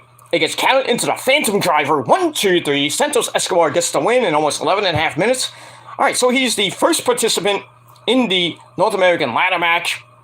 So we got 3 other people to go, and we'll see what happens with all that as we move on. All right, so after the match, Santos is like, "Oh, good job there, Santos. Good job." Yeah, so Santos is in the match. I was hoping Cameron would be in the match, but I guess we'll see what happens with that, and we move on from there. So that's pretty much it. All right, Prince has the glasses on. It's cool. And now we have our tribal chief of the chat, Nick Infante 92. He's in the chat. What's going on, Nick? How you doing? I always say this evening, but I guess you could say good evening. It's 8:25, so good evening to you, Nick. Oh, good night, whatever. It is what it is. Alright, nothing much. Yeah, same here. Hope you enjoyed your St. Patrick's Day. That's pretty much it. Alright, move on from there. Alright, so I gave the match 3 out of 5 stars. And so Santos Escobar moves on. And we'll see what happens. Who's next for the belt. That's it. But, man, what happened to Cameron Grimes, man? He went from the highest of highs with that epic freaking feud last year with Eli Drake over the $1 million title.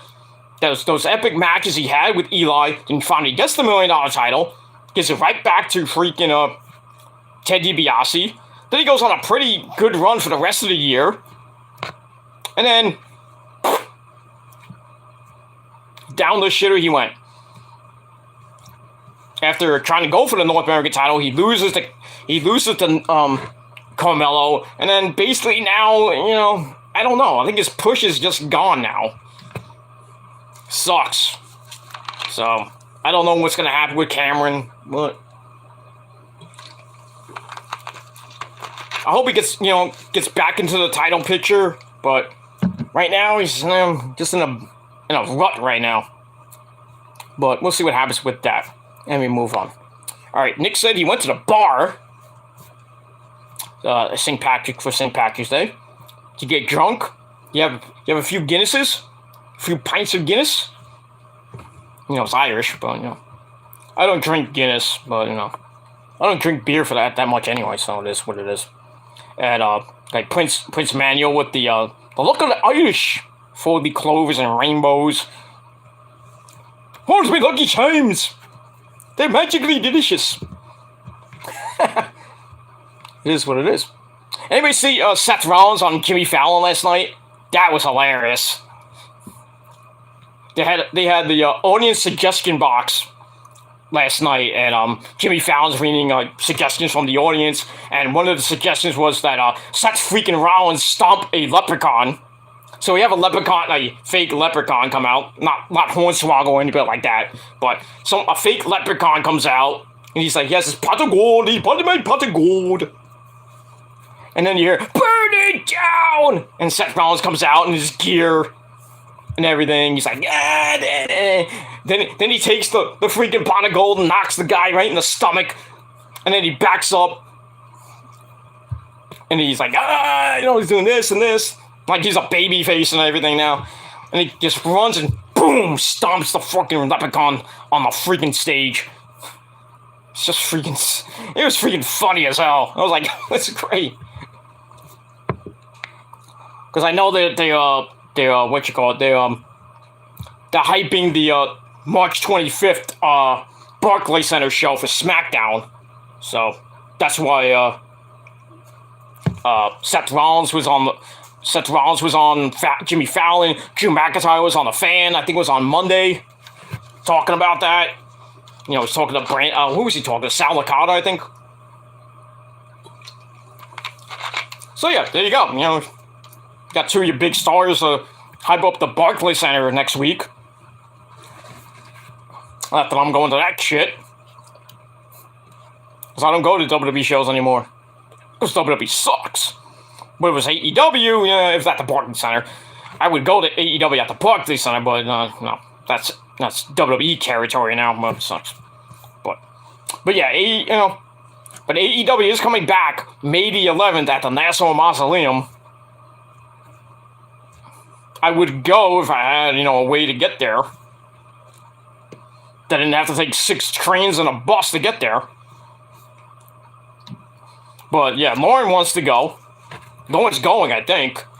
She wants to take, me, the missus, and maybe Nick. We can all go. I don't know how she pick us all up. That's the problem. And then, she's not going to bring us back at 1 o'clock in the morning. I'm not going to come all the way back to Brooklyn from freaking Belmont Park. So maybe we'll all crash at Lauren's house. We'll have a good old time. We'll see. We'll see. It is what it is. And, that's that. But, yeah, I would love to go to that show, but I don't know. It's just a big problem getting over there. But we'll see. Maybe, if it's not that show, it'll probably be, maybe Grand Slam coming up in probably July or August. I'm going to try to go to that. We'll see what happens with that. But what I am going to, get ready for this, ladies and gentlemen. You're going to love this, Nick. I bought tickets not only to the Mets home opener on April 15th against the Arizona Diamondbacks as a 1 o'clock start. I also got tickets for the Cyclones home opener on April the 12th. So I'm going to be going to both home openers. Because you know why? Because I'm Mr. VIP. That's why. Because I got the money. Not great seats, of course. Well, the Cyclones tickets are like, Cyclones tickets weren't that much. But, pretty cheap, They were selling them for some seats. The seats all the way on the left field line, on the right field line were like $10. And then, the field seats were like 15. So I'm like, 15? Sign me up. Got my tickets last night. I just got to print them out. That's it. So a couple weeks, I'll be going to my Maimonides Park in Brooklyn, going out in Brooklyn, New York, to see the minor league Mets for the home opener. And hopefully the Cyclones have a better year than they had last year. They stunk last year. Kind of like the Mets in the second half last year. It is what it is, and that's pretty much it.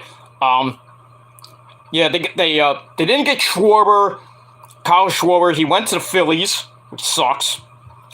The Braves got a lot of people. They got Matt Olson. So Freddie Freeman is not there. He went to the Dodgers late last night. He went to the Dodgers. So the Mets' road to possibly getting to the World Series is got roadblocks. Atlanta, Philly, the Dodgers now. It's gonna be hard for the Mets to freaking, even win the NL East because you got the Phillies, or they got Schwarber and Harper and Juan Soto. Not a very good rotation. Even if they have Zach Wheeler on the team. I got the book, by the way. Let me get the book. By the way, as always, during the season, before the season starts, I usually get ready to do my my MLB preview for the year. As always, we have the Bible here, ladies and gentlemen, the 2022 base statistics book, and the schedules, of course, too. And as always, we have, the Polar Bear, Pete Alonso, and this schmuck over here. Who's like, Judgy? Yes, Judgy Wudgy. Judgy Wudgy. Possibly in his final year as a Yankee. Because he's going to be a free agent next year. And if Cashman doesn't give him the money, hey, Uncle Stevie's going to get him. We don't need Nimmo. Get him out of here. Judgy Wudgy, right? That would be a lethal lineup. Judge, Alonso, Marte. Ooh. To go with that rotation. Ooh. That rotation's pretty. The first 4 guys are like lethal. I mean, come on. Bassett, they just got from Oakland. Taijuan Walker, if his knee holds up. And then number 5 is a toss-up with Peterson, McGill, or Cook Carrasco. It is what it is. We got that. So spring training begins tomorrow. Mets play Houston. You goddamn do. Gary Cohen's supposed to come back on Sunday for the Mets home opener at First Data Field. So we'll see. I don't know if that game is on SNY or Channel 11. Probably be on SNY because I don't have SNY on the rich man's cable here, so. Sucks. Yeah, but I get to watch it on, I get to watch the Met games on, my computer all the time. So, because I kind of like that. I would get MLB extra innings, but that costs a lot of money. I don't even have the MLB network, I don't think. I gotta check. So, and there's gonna be some Met games on Apple TV this year. Ugh, I gotta download that shit. It was worse when it was on freaking YouTube. Well, it wasn't a bad thing, but, Then it was on Facebook. Remember that? Remember a Met game on Facebook? That was just weird. On Nickelodeon. But I digress on all that. So we'll move on from there. Alright, Nick and the Prince are saying hi. Okay. Alright, let's get back to NXT, and then we're going to end this baby up. And then we're going to have our sensible dinner in a little, well, not now, it's 8:36 now. Probably in like another hour or two, I'm going to have my sensible dinner. And then, yeah, going to watch some late night stuff. There's really nothing on tonight. And then yeah, I'm going to go to bed. Then gotta go to work tomorrow. Gotta do my job. It is what it is. Payday tomorrow. I already got my check. It's just gotta be deposited in my bank, so. I just got paid. It's Friday. Oh, it's not even Friday, but yeah, got my money already, so I'm happy. I'm gonna have a good weekend, and you should too. That's all I gotta say about that. All right, back to NXT we go. So like I said, Santos Escobar gets the win, and he moves on into the North American title ladder match. with Carmelo Hayes, and we'll see who joins them next week. And that's it. All right, then we go to, we see a video of probably who's going to win the Dusty Rhodes American Dream, baby, women's Cup Classic, whatever you want to call it, on the women's side. We have my third wife, Io Shirai, and Kaylee Ray, basically saying we're going to beat Wendy Choo Choo and Dakota Kai. And I think that's at Stand and Deliver, but we'll see what happens with that. I think Io was giving the finger in that promo. Anybody notice that? She was like this. She's like, I thought she was going like this, like pointing. It looked like she was giving the finger at the same time. Fuck you, eat sushi later. Japan #1. Okay. Mr. Miyamoto. No. Yeah, I had to talk with him today. It's like, you got to give me, some more Asian chicks. I mean, come on. All those beautiful women from Joshi. And Stardom, of course, Just saying, gotta divide, I can't have them all. Gotta divide and conquer, you know what I mean? Give some of the Nick. But it is what it is. Alright, so we got all that. And why did this come up? Stupid pop-up. That's what I think of that pop-up. Alright, so we get their promo. Basically saying they're going to win the whole damn thing. I hope they do. But then we hear from the other side, Wendy Choo Choo. She says, I love orange soda. Who doesn't? It's like, and she goes, hey, Dakota, you want some orange soda? And Dakota's like, no. How can you pass up orange soda? Come on now. It's like passing up freaking Pepsi. Come on now. God damn. But anyway. Alright, so we hear from them. And then Toxic Attraction comes in. So, and then they say, hey, did you steal all belts? They start yelling at Wendy Choo and Dakota Kai. And basically say, you should thank us for your win. And there we go. That's what I wanted to do. Alright, so they say, you should be thanking us for your Dusty Classic win. I guess that was like last week or so, whatever. Then they leave to go off and find their titles. And Wendy Choo and Dakota Kai both say they're hot but weird. I just think they're hot. I don't think they're weird. I just think they're hot. But it is what it is. That's 3 nice pieces of ish. If you know what I mean. And we move on from there. Alright, so I give that 2.25 out of 5 stars.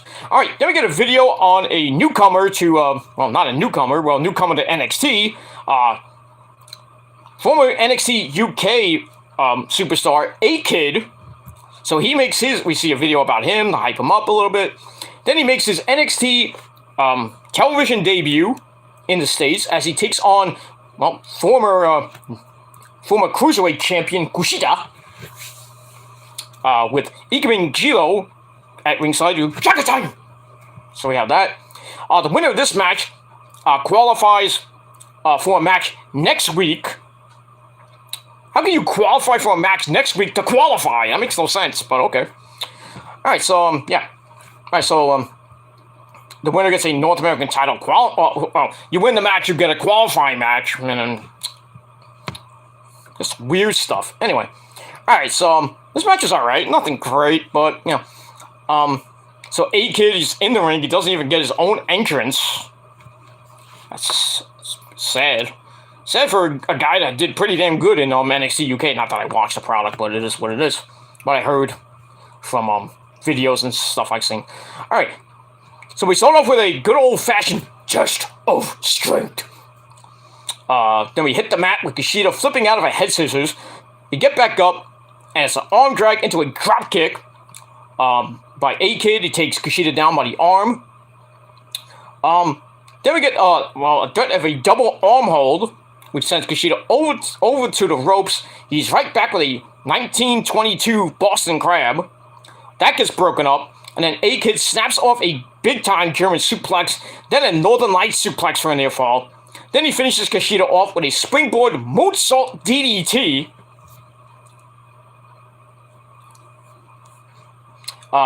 And that finishes Kushida off at almost exactly 5 minutes. There you go. 5 minutes. Hey, I'm done. That's it. All right, match was all right. Gave it 2.5 out of 5 stars. So A-Kid moves on to next week, and I forget who he fights. I think it's Grayson Waller. I think he fights next week. I forget. Yeah. So he qualifies. I think he faces Grayson Waller next week, and in a qualifying match. Let's see what happens with that. So we get that. So I gave the match, like I said, 2.5 out of 5 stars, and we'll move on from there. All right, then we go to the back with Mackenzie Mitchell, and we have Santos Escobar, and the there. Santos brags about being the greatest luchador of all time. I don't know about that. Then all of a sudden, surprise, the Mysterios come in. Yeah, we got the Miz, now we got the Mysterios in NXT. We have Dolph Ziggler. We had AJ Styles last few weeks. Because I guess Vince wants to bring some mid carders to NXT to give them NXT some ratings. I think it's working because NXT last on Tuesday wasn't a bad show, but it's what it is. All right, so the Mysterios come in, Rey and Dom, and then everybody was like, "Oh my God, it's the Mysterios!" So Santos and Rey, they look at each other, they start talking in Spanish. What gorditas do taco? No, he didn't say that, but I'm just saying.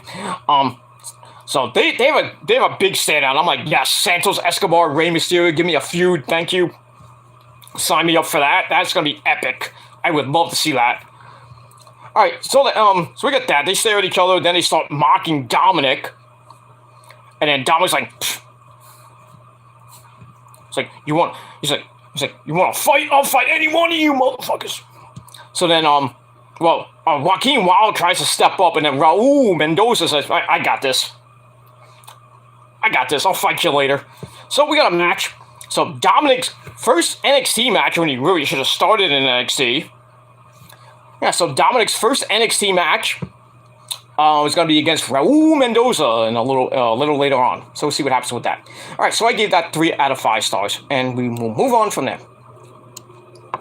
All right, then we get a video of the Tiffany Stratton, or Boogie Hogan, and the beautiful Saray, the Warrior of the Sun. Their little feud that's been going on the last couple weeks. We're supposed to have the grudge match, but really nothing. It kind of does happen, but last 52 goddamn seconds. Because we see Saray coming out in her schoolgirl outfit before she goes through the fog and transforms into Saray. In her gear. So we see her in the back, and then Tiffany Stratton attacks her from behind, and then Vic Joseph, says, "Hey, she didn't have time to transform." Somebody gave it away. Anyway, with that out of the way, Tiffany beats the crap out of her. It brings her into the ring, stomps her in the corner. But Saray tries for the dropkick against the ropes, and Tiffany got out of the way, and Saray almost falls completely out of the ring. But anyway, we get a handspring splash in the corner, which sets up the corkscrew Vader bomb. 1, 2, 3. Tiffany Stratton wins in 52 goddamn seconds. Nice way to squash fucking Saray. That sucks. Alright, so I gave that 2 out of 5 stars. That was your bathroom break match of the night.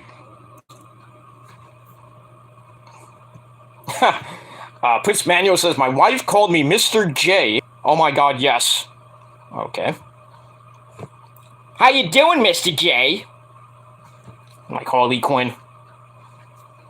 I'm Batman. Yeah, so big ups to Savannah, Prince Manuel's wife.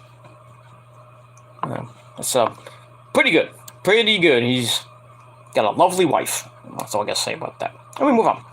Alright, so like I said, I gave the Tiffany Stratton Saray match 2 out of 5 stars. It's a waste of 52 seconds. filler match. And that's it. All right. After that, we go to the back where we see Eli Drake and surprisingly Walter or Gunther. Stupid. They changed Walter's name to Gunther. And then they bring Pete fucking Dunne to SmackDown and name him Butch.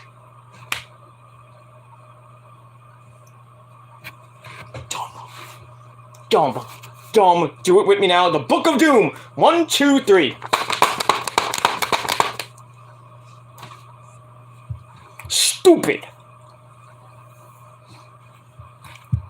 Just freaking stupid. You know what that means? Butch. Pete Dunne's going to be in catering in about 2 months, and then you're out of here. Nice knowing you, Pete Dunne. You can go back to back to having fun in Britain or Ireland, wherever he comes from, probably Britain. Go back to Rev Pro in Britain, or go to AEW, or maybe go to Impact or Ring of Honor or MLW. It is what it is. Speaking of MLW, that whole thing with WWE and MLW, they were going to court for something like that. I think I read that WWE kind of dropped their case against MLW or something like that. I wonder why. It is what it is. And we'll move on. All right, Nick's got a question. He says, why is their main roster on NXT? Is Vince trying to bury NXT 2.0? I think he's just trying to get ratings. That's what I think. Over the last couple of weeks, their ratings have gone up a little bit. Little bit. Last week was over 600,000 views.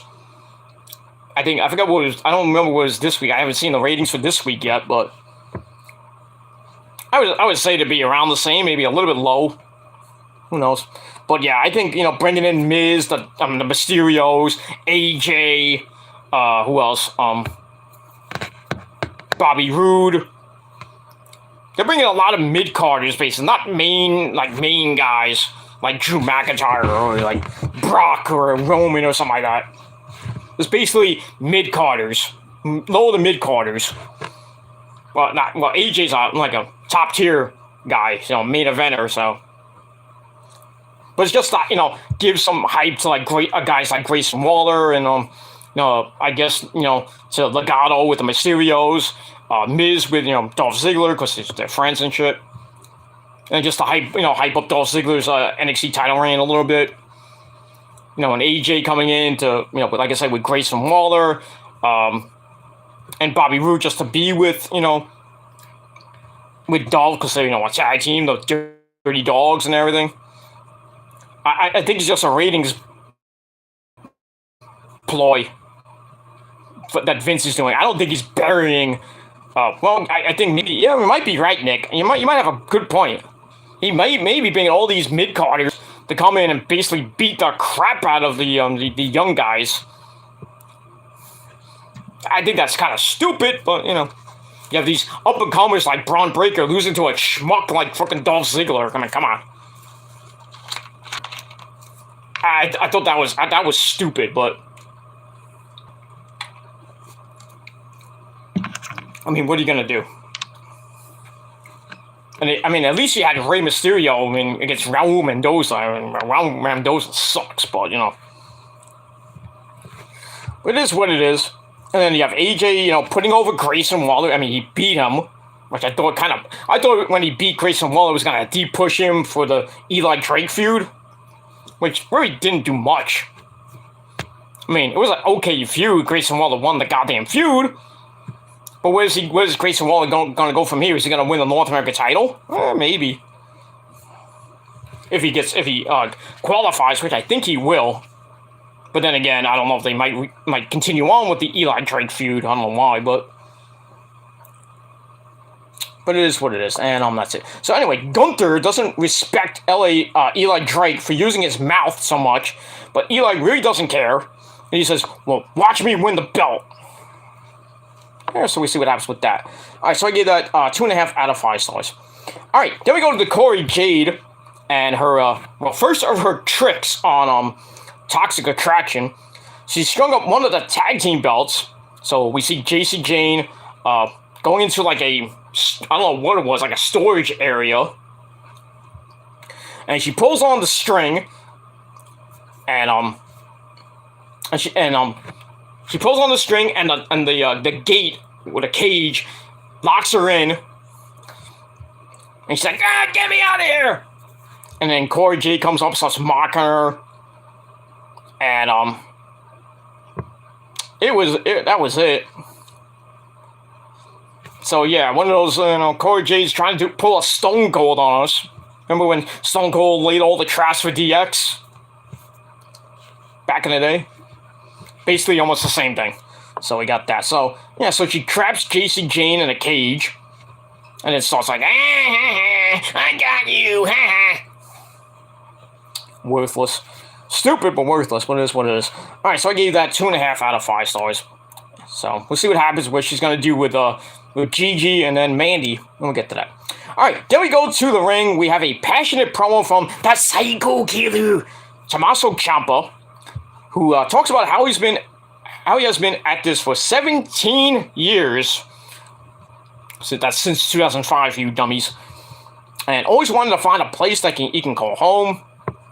That's where he found NXT. And the fans very much like him. Of course, he's been there for 5 years. Well, no, wait. He's been there, how long has he been there? 5, 6 years? I think it's 5, 6, something like that. Anyway, then Ciampa talks about some of his high points at NXT, talk about DIY, stuff like that. But notice we can't recap the last, 7 years, okay. 7 years he's been there. Damn. 7 years, and now he's kind of on the main roster here and there. But it is what it is. Alright, he says he always had his fans with him, and sometimes he even thinks back to NXT New Orleans, way back when, where he came out to no music and received a chorus of boos. That was a long time ago. He says it was clear that they were making something special and that he could be that guy. Then the fans, being marks that they are, they go, "You're that guy! You're that guy!" So anyway, he says it's been a long journey of ups and downs and setbacks, and from Black and Gold to 2.0. But the one thing that stuck was he never left, and the people never left. So we're thinking he's leaving NXT, he's saying his goodbyes and everything, and the fans like, please don't go, please don't go. You know, he's going to the main roster and going to catering pretty soon. So anyway, Ciampa isn't sure what's next for him, but he has been thinking about his perfect fairy tale ending. And he says, walk into a show like Stand and Deliver over WrestleMania weekend as NXT champion sounds like a perfect ending. But the fact of the matter is that he didn't capitalize on that last 2 weeks ago. Or last week, I think it was. Yeah, last week. Just like he didn't get to walk into Brooklyn as champion 3 years ago. Because I think that was when he hurt his neck, I think. I could be wrong. But anyway, this is a long promo. So anyway, he says, the last 7 days... then we get, hey, my cousin, get in here. Tony D'Angelo, my cousin, hey, paisan, I can buy me a pizza for $2. You know. So Tony D'Angelo comes in with a big-time crowbar. Huge crowbar. He throws that down. So he says he's been thinking about who he needs to beat up to put in the history books. So he basically kind of challenges Ciampa for a match at Stand and Deliver. They shake hands, so I guess now it's official. Then Tony kicks him right in the balls. Nuts! Then he takes Ciampa and he says, I promise to become the new Don of NXT. Then he kisses him on the cheek, like in The Godfather. I made him an offer he couldn't refuse. I gave him a bloody horse's head in the bed. You know. That was nasty, by the way. If you ever saw Godfather. Wakes up to a freaking horse's head in his bloody horse's head in his fucking bed. Ooh, disgusting. All right, so let's see what happens with this situation. Tony D'Angelo and Tommaso Ciampa Stand and Deliver is possibly be Ciampa's last match in NXT. I don't know, but we'll see what happens with that. I would think they're gonna put Tony D'Angelo over. Gonna make him beat Ciampa, and then Ciampa's gonna go bye-bye, go to the main roster, and pretty much be in catering. I just don't know what they're gonna do with Ciampa on Raw. Unless make him the either the WWE champion or the well, not that, but probably the U.S. champ, or maybe put him in a tag team with Braun Breaker. I don't know. They go after the tag belts. I personally don't care, and that's pretty much it. All right, so I gave all of that 3.25 out of 5 stars. So we'll see what happens with that. All right, then we go to our next match. Persia Pirotta and Indy Hartwell, which was kind of weird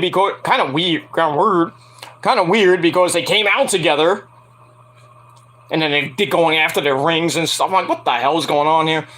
It's like you never saw that before. Like two best friends supposedly come out and have a match together. That's weird. They came out together and they fight. I'm like, oh, okay. So they seem to be cool. They call it the start. Pirotta then shoves her down. She goes for Indy's wedding ring, which really pisses Indy off. And then Persia's like, he doesn't want to talk to you, meaning Dexter. And then Duke Hudson comes to ringside. But then we see creepy Dexter Lumis pop out from underneath the ring. Probably talking to Hornswoggle. I don't know. Well, that distraction leaves Indy to slip out of a fireman's carry. And then she pins Persia Pirotta with a 1922 schoolgirl. 1, 2, 3. She wins this garbage fest of a match in 2.5 minutes. Boy. But we get that. So I give that 2.25 out of 5 stars. After the match, they all get in the ring. I guess the boyfriends get in the ring. They stare each other down. Then we get a good old-fashioned kiss-off fest. See who kisses the best. And then, Persia kisses Duke. But then Indy gets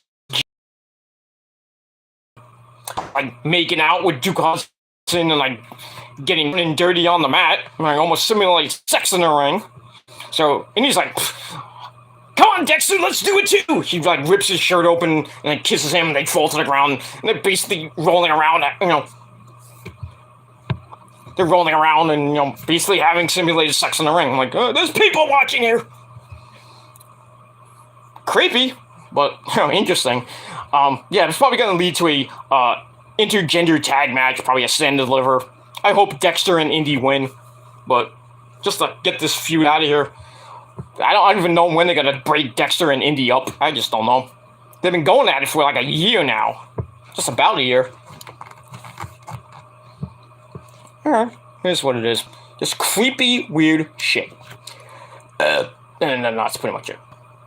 Alright, then we go to Cora Jade's second trap, as Gigi Dolan has to climb into a dumpster to get her half of the women's tag titles back. Then the dumpster is closed, then we get a forklift going on top of it. Then we see Cora Jade pop up, and Gigi's like, get me out of here! And Cora's like, I fooled you, So, yeah, so she trapped Gigi, and now Mandy's left all by herself. So, look at all that. So I gave that 2.25 out of 5 stars. And that's pretty much it. We'll move on from there. Alright, then we go to Raul Mendoza and Dominic Mysterio. It was a pretty decent match. We had all of Legado del Fantasma, Santos Escobar, and Joaquin Wilde, and Elektra Lopez at ringside. Rey Mysterio's at ringside for his son. So it's also with Dominic ankle scissoring Mendoza down the start. Mendoza comes back, sticks the landing, which leaves Dominic huh? Then we get a springboard wrist drag, which takes Mendoza down, but he pulls Dominic off the middle rope for to knock him down. And then Dominic comes back with a head scissors, or sort of head scissors, though never really got the head scissors part of it. We got that. And then Elektra Lopez causes a distraction on Dominic, which leads Raul Mendoza to get a kick to head. And then out of the back comes Fallon Henley, who's been feuding with Elektra Lopez and Jensen and Briggs and all the Legado Fantasma, that whole situation. So Fallon Henley comes out. She stares down Elektra Lopez. They're about to fight, and then Briggs and Jensen come out to back her up. So all that leads to Dominic hitting the 619 on Raul Mendoza. Then he goes up top and goes, "Hey, papi, ese, el Canelo, ese, I'm gonna do it for you, papi." Hits the frog splash. 1, 2, 3. He gets the win in about 3 minutes. filler match. But still, a pretty decent match. I gave 3 out of 5 stars. It is what it is, and that's pretty much all I gotta say about that. So I'll probably get like some sort of 6-person tag with I guess Mendoza and Joaquin Wilde and Elektra Lopez going against Fallon Henley, Briggs and Jensen. Some type of 6-man match, and like I could care less. And that's pretty much it. Alright, so I gave that match, like I said, 3 out of 5 stars. Alright, then we get the Scott Hall tribute video. I had to see that again, which is sad. It makes me cry. So we get that. We're going to see it on SmackDown tomorrow, obviously. So we get that. Alright, then we go to Corey Jade's third and final trap. She has the women's title this time, and some spray paint. She goes over to Mandy Rose's car. She opens the door, and she's about to drive off with the belt to probably do something with the spray paint. But Mandy's in the back, and she's like, "Where to, Stephanie?" No. And she's like, "Where you going, Jade?"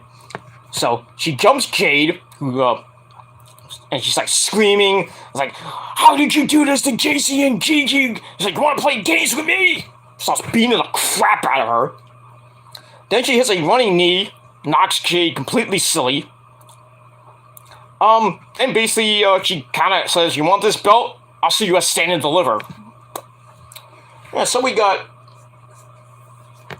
all that. So it looks like this year, well, not your main event, but probably one of the main events for the NXT Women's title. Corey Jade takes on Mandy Rose, and I could care less.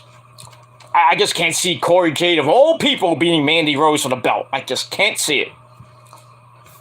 22-year-old Corey Jade winning the belt from Mandy Rose. Stranger things have happened in the WWE, but it is what it is. So we get the match made, then Mandy spray paints Jade's back, like NWO style. Just, she puts TA on her back in white spray paint. So a nice little Scott Hall tribute, if you will. So that was nice. Alright, so I gave all that, once again, 3 out of 5 stars. And we move on from there. Alright, then we get Vic Joseph and Wade Barrett at ringside. They're talking about something, and then out of nowhere, the Creed brothers, Julius and Brutus, come in. They're pissed about what happened last week when they got attacked by an unknown assailant. And then they come out and disrupt the tag title match between Imperium and MSK, which now is going to be a triple threat match for the titles.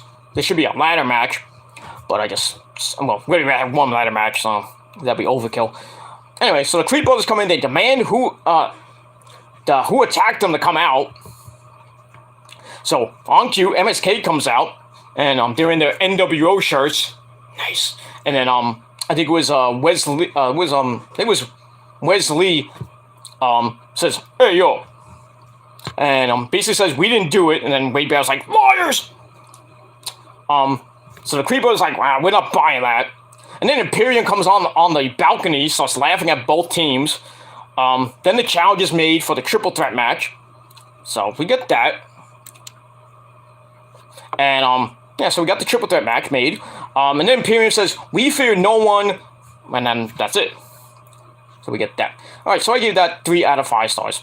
Alright, then we go to the back. We see Cameron and Mackenzie Mitchell. Cameron's tired of losing over and over and over again. And now he's going to be watching Stand and Deliver from home. And he says, "The last thing I told my dad was that he signed to NXT. But now he's still here and disappointing everyone." Well, we're disappointing the fans last year. I mean, you were on a big-time roll last year, and now down the shitter you go. That's pretty much all I got to say about that. Alright, so I gave that 3 out of 5 stars. Alright, then after that, we see Idris Enofe and Malik Blade in the back trying to explain to Malcolm Bivens why they attacked Toxic Attraction's waiters last week. Basically saying, "Oh, we didn't attack. We only attacked them because we wanted to get next to Mandy Rose." No, you know why they wanted to get they attacked them? Because they wanted to show Toxic Attraction their BBCs, if you know what I mean. That's all I can say about that. Nothing, probably the first time they've seen that, but probably not the last time. Anyway, so basically, That's what they say that's our alibi. We didn't attack the Creed brothers last week. And then the Grizzled Young Veterans are there, basically saying, well, we didn't need to take the brothers out. Then we get a match for next week. We got the Creed brothers taking on the Grizzled Young Veterans next week. That's like a tune-up match, if you will. So we get that, so further burying all the Grizzled Young Veterans, burying them even more down in the hole. Just release them. What are they doing with them? 2 years in a row, they were in the finals of the Dusty Rhodes Classic. They should have won. Should have won the tag team belts. No. Now they're just basically jobbers. What's the point of having them on the freaking roster? Then I'll go back to NXT, please. NXT UK, I should say. Then I'll go back to NXT UK and win back the NXT tag team belts and hold it for like 2 years. At least they'll actually be relevant again. But now, they're just basically catering menu. They're on the catering menu. Hey, what we got on the catering menu there, Titus? Oh, we got the Grizzled Young Veterans here. Oh, we're gonna go make them some bangers and mash. Here you go. Happy St. Patrick's Day to you. Did you just release those guys? I mean, I'm sorry. I hate to say that with Gibson and Drake. I just hate that. They're a pretty good tag team, but I mean, come on. Why are they just getting treated like Enzo Amore and Big Cass from like years ago? I don't know. And it is what it is. All right, then we go to the main event for the NXT World Title. Eli Drake taking on Dolph Ziggler with Bobby Roode at ringside. It's a pretty decent match. It's also with Eli shouldering Ziggy down to start, but he gets taken into the corner. Then a snapmare sets up a 1905 chin lock from Ziggy before he comes back with some right hands to the head. Eli then flips out of a suplex, and then he hits a neck breaker for a near fall. Ziggy gets sent outside. Eli seems to be favoring his ribs, but he's fine enough to snap off a power slam as we go to break. Come back. Eli's fighting out of a 1905 sleeper with a body scissors combo. But he's able to drive Ziggy into the corner. Then he counts a Famouser into look like a powerbomb. And stomps a mud hole in Ziggy's ass in the corner. Then he hits the jumping elbow for a near fall. Then we cut to the back where we see Bron Breakker coming back from wherever he went. Probably went to go to the store, buy a soda or something. So Bron Breakker's in the building, and he comes inside. So he's about to make his way to the ring. But when we go back to the ring, Eli takes Ziggy up top for a top rope superplex. Then he picks him up and hits the good old-fashioned Danny Maff burning hammer for a near fall. Surprising, somebody actually used that move for once. Didn't AJ use that once in a match? I think he did. And then Corey goes like, burning hammer! So, yeah, AJ used it, and now Eli's using it. Not a safe move, of course, Because, one wrong move, you got Broken Neck City. Go to Japan and watch that match. But anyway, alright, so his burning hammer for a near fall as Ziggy got his foot on the rope, thanks to Bobby Roode. Then Eli gets up, goes to the BFT, gets blocked, and then Ziggy hits the super kick. 1, 2, 3. He retains the title in almost 12 goddamn minutes. And that's basically all I gotta say about that. Alright, so that ends NXT. The match I gave 3.25 out of 5 stars. After the match, we end the show with Bron Breakker going to the ring, getting right in freaking Ziggy's face and Bobby Roode's face. He's like, I want my rematch, a stand and deliver.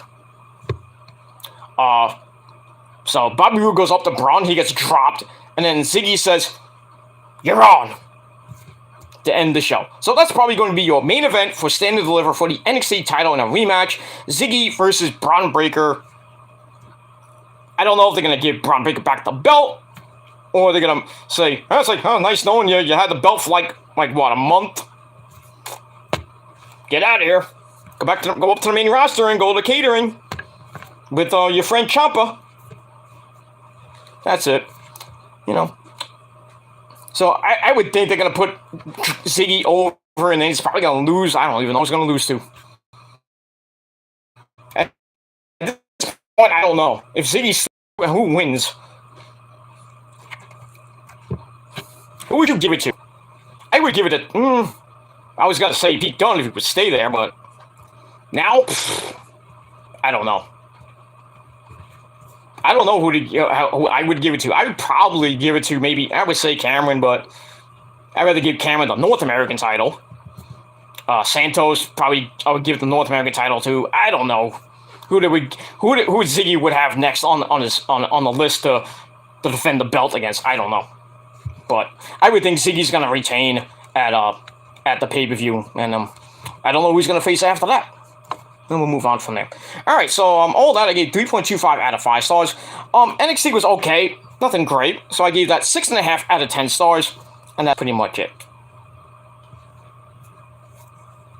All right, that's pretty much all I gotta say about that. All right, we're gonna end off with our thank yous, and then we're gonna get out of here and have our sensible dinner. Well, I'm gonna try to catch the end of the Rant and Rave podcast, and then I'm gonna probably have my sensible dinner, and then probably watch some late night TV, and then go to bed because I got work tomorrow. End of the weekend. The weekend is here. You know, I get my money, and then just gonna have fun. That's it. All right. Final comments from Nick and Prince Manuel. Well, mainly from Prince Manuel, Prince Idol. He's singing Sexy Boy. I'm just a sexy boy. I'm not your boy toy. Hands off that merchandise. Stuff like that. We get that. Then he says, hashtag Prince Pretty. Well, Prince Petty. I think you spelled that wrong, but it's okay. Hashtag the boy toy, because Prince, well, you spelled bitch wrong too. It must be on your phone. Yeah, so basically the boy toy, because Prince bitch, lol, blah, blah. Alright, so now Prince says, his final comment says, it's time for the thank yous. So we only had a couple of thank yous today. So, let me get my thing out. Now I gotta find my there we go. Alright, so, as we always do, sometimes we do, sometimes we don't. Alright, so we're gonna do our thank yous of the night. So we only got I think we got 3 thank yous, so. Actually 4, because no one was here. Alright, so we're gonna start with that. And here, we go. Thank you to Lauren for coming in for like 5 seconds. It's cool. It's okay. She's probably hanging out with Tony from Revere on his show. It's alright. It's okay. Alright, number 2. Thank you to Prince Idol, or Prince Manuel, for being one cool guy and a sexy boy. Not like that. I don't swing that way. Just want to point that out. Alright, we move on. Move on that. Alright, number 3. Thank you to Nick for being, as always, my tribal chief and my best friend. There you go. Alright, so we got that. Let's see. Anybody else? Let's see here. I guess we can get. I guess we'll do this one. This person was in. Left a comment. Just said cool. That's it. But I'll do it anyway. And our final. I think this. Let me see. Was this our final one? Yeah, this is our final. Our final thank you goes to. Thank you to Nathan Reda for just saying cool. Boom. Get out of here. Alright, so that's our thank yous for the night. That's it. Thank you all for watching this long video. Thank you for spending 2 hours of your Thursday night with me. Didn't have a lot of people in the chat. Like, most had 4 people watching, then kind of went up and down like my work in your mom's ass. So we had that, but we had a pretty good time as always, because we we get it in and we get it done. That's pretty much it. Okay, final comments from Nick. It was an awesome AEW and NXT. And we'll move on from there. Then he says, I know the trolls will take that comment out of context, as they always do. I remember what I said. I remember what I said. But they're probably saying, oh, that's out of context. Like they always do.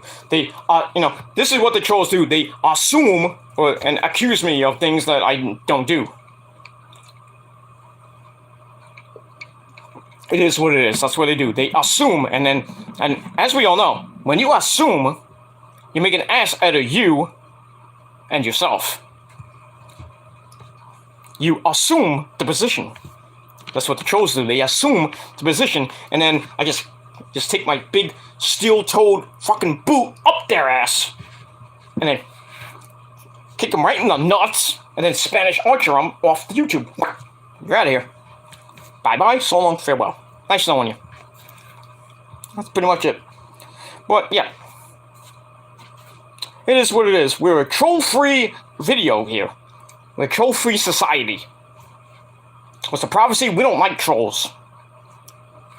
We handle the trolls, and we kick them out. We kick their asses. Give them Gilmore cutters. Bang! All that good stuff. And we move on from there. Alright, so that's it. Thank you all. Thank you to Nick, Lauren, and Prince Idolf, always coming in and shooting the shit with me on a Thursday night. And that's pretty much it. So thank you all for watching. Once again, NXT 2.0 this past Tuesday gets 6.5 out of 10 stars. St. Patrick's Day Smash with Dynamite last night, 9 out of 10 stars. Amazing show. And we'll see what the ratings are later this week. And that's it. Got SmackDown tomorrow night at 8 o'clock live. We got Brock Lesnar and Roman Reigns confronting each other. Probably see some blood tomorrow. So that's, I think, what WWE is going to be leading up to. Like since they're bringing back blood, from what Prince Idol's telling me, they're kind of trying to bring back the Ruthless Aggression era blood. Bring back the Divas title and stuff like that. So they're kind of bringing in elements. So we got Brock busted wide open. So we'll probably see Roman get busted wide open on SmackDown tomorrow night, or maybe next week. We'll see what happens with that. And pretty much that's it for That's gonna be it for SmackDown. Probably more with Sami Zayn and Johnny Knoxville, the Usos, and Shinsuke Nakamura and Rick Boogs. And probably more with, we'll see what happens with Ronda trying to get her revenge on Charlotte Flair. And that's pretty much all I gotta say about that for SmackDown tomorrow night. That's at 8 o'clock on Fox, live. Then at 11:30 at night, stay up all night to watch Rampage. At 11:30, right after the NCAA tournament, so about 11:15, 11:30, you'll get Rampage till about 12:30 or so. So, late night wrestling on a Friday night. So I'm gonna watch that tomorrow night. Probably do the review maybe Saturday or Sunday, depending what I'm doing this weekend. I have no idea what I'm doing. Yeah, I'm almost done. So I gotta go because the missus wants to do stuff. So anyway, thank you all for watching. I'm Peter Gilmore signing off. Peace out. Rock on, rock hard with your Cute. And if you're not down with that, the entire prophecy, we got 3 words for you. Fuck you, man. And that's it. I'm Peter Gilmore signing off for St. Patrick's Day. Go get drunk if you're still out. I'm gonna go have a soda right now. I'm out. Peace.